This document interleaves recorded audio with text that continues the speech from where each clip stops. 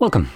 In front of me I have the REALME GT7 Pro, and today I'll go over unboxing along with a quick look at the device and its specifications. Now before I get into the box, I want to talk about the packaging right here. The AI, I feel like that's gotta go. I think companies didn't realize that slapping AI actually reduces the sales. Apparently, based on the studies, people aren't as interested as other companies' investors are. And I am also in that boat. I genuinely just kind of despise this at this point, seeing that everywhere. It's like cancer. It just keeps on spreading.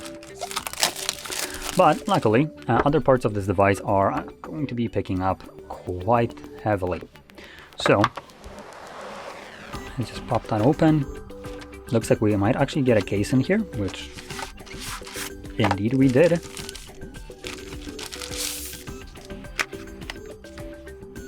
So a nice matte finish black case right here. It's pretty good.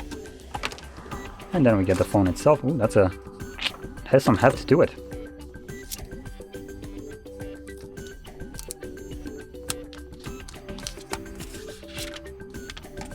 Okay. Looks pretty nice. So let's boot it up. We have this kind of curved display. I guess this could probably be described as before manufacturers like Samsung, I think we're calling it 2.5T display, where it has like these curved display that just kind of like tips over. It's not curved display, actually just the glass rounded edges, but it does feel nice, specifically when you're using like gesture navigation, though not so much with the actual provided screen protector that does catch your finger in not very nice way. Taking a look at the display itself and its specifications, we are looking at 6.78-inch display, resolution of 1264 by 2780 pixels, which puts it at 450 pixels per inch. It also boasts an 89.4% screen-to-body ratio with a Corner Gorilla Glass 7i apparently. It is an LTPO AMOLED display, 1 billion colors, 120 Hz refresh rate, HDR10+, Dolby Vision, and a peak brightness of, my god, 6,500 nits. Jesus. Okay, you might want to wear glasses, like sunglasses when using this. This is like staring at a sun at its peak brightness. Now, keep in mind, the peak brightness is never really being displayed to you in a daily usage. It's something that is only going to show up in like super bright environments. So when you go out during summer, you have like sun blasting the device, it will peak to that 6,500 nits possibly to provide you super bright display, but it's only going to retain that for a limited amount of time until it's going to lower it down. Now, if we flip it over to the back, we have a triple camera setup by the looks of it, and the main sensor is a 50 megapixel f1.8 aperture 24mm wide lens. Then we got another 50 megapixel f2.7 aperture 73mm telephoto with a 3x optical zoom, and 8 megapixel 2.2 aperture 16mm 112 degree ultra wide lens. And with those cameras you can record videos up to 8K at 24 frames. 4K will allow you to do that at 60 frames, and 1080p also 60 with slow motion of 120 and 240. And then at the front we have a selfie cam and this hole punched camera, which houses a 16 megapixel f2.5 25mm wide lens, which does 1080p at 30 and 60 frames. Now moving on into the internals, that's where the device also shines. We have a whopping 6,500 milliamp hour battery with a possible charging speed of 120 watts. So you have a big ass battery right here, along with a stupidly fast charging for the device. And the phone at the base specifications, the lowest ones you can get, comes with a 256 gigabytes of storage and 12 gigabytes of RAM. But you can spec it up all the way up to 1 terabyte of storage and 16 gigs of RAM, and all of these options come with UFS 4.0 storage type.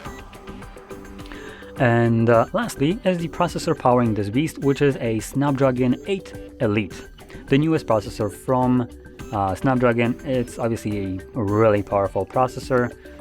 This is, at the moment, something I think the processor can literally compare to the Apple Silicon, which before was the crowned king for performance.